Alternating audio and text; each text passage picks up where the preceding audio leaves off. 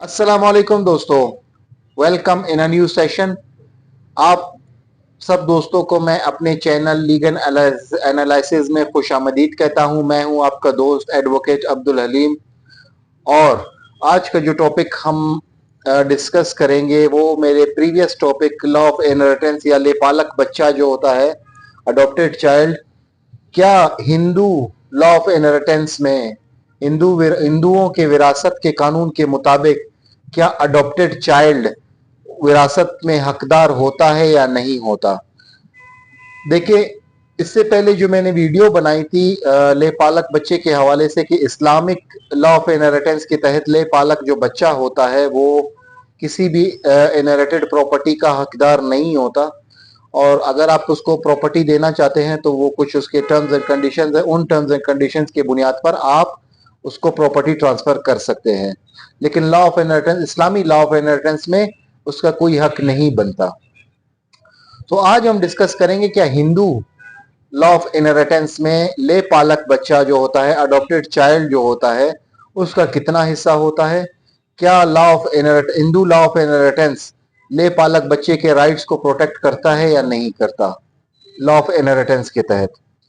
देखिए, Hindu law of inheritance के तहत जो हिंदू कोई शख्स जब किसी बच्चे को अडॉप्ट करता है तो उसके तमाम तर राइट्स वो वैसे ही होते हैं जैसे कि एक बायोलॉजिकल फादर, जब कोई बच्चा पैदा होता है, जब नेचुरल बर्न बेबी होता है या जो बच्चा पैदा हो जाता है, जिस तरह से उसके अपने हकीकी बच्चे होते हैं, अडॉप्टेड चाइल्ड के भी सेम राइट्स होते हैं हिंदू लॉ ऑफ इनहेरिटेंस के तहत।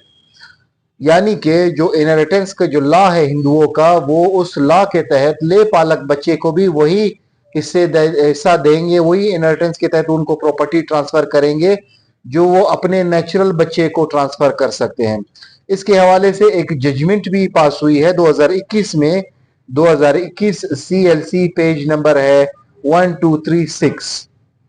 ये बहुत अच्छी जजमेंट है। इसमें बकायदा ऑनरेबल कोर्ट ने इस चीज को डिस्कस किया है कि जो एक नेचुरल बर्न बेबी के जो राइट्स होते हैं जिनके हकीकी फादर से उसको मिलते हैं, और law of Hindu law of inheritance में तो इसी तरह से ले पालक बच्चे के भी वही राइट्स होते हैं। जिस तरह से वो अपने इनहेरिटेंस को या विरासत को तकसीम करते हैं, अपने जो खूनी रिश्ते होते हैं, उसी तरह से वो लेपालक बच्चा जो होता है, जो अडॉप्टेड चाइल्ड होता है, चाहे वो लड़का हो या लड़की हो, उसी तरह से उसको हिस्सा मिलेगा जिस तरह से वो उसके अपने असल बच्चों को वो तकसीम करते हैं।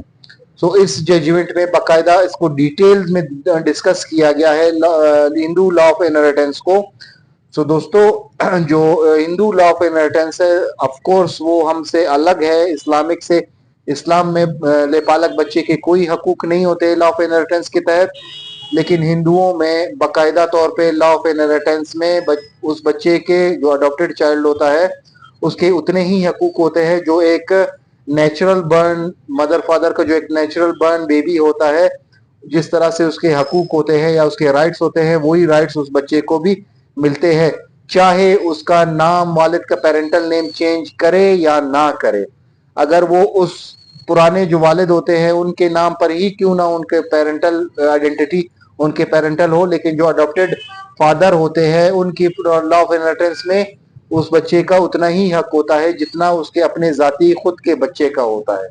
सो दोस्तों, आज के लिए इतना ही। अगर किसी को कोई सवाल पूछना हो तो वो कमेंट सेक्शन में सवाल कर सकता है। अगर आप लोगों को हमारी ऑनलाइन सर्विसेज दरकार है तो आप हमसे व्हाट्सएप के जरिए रब्ता कर सकते हैं। आज के लिए इतना ही। Thank you for watching me.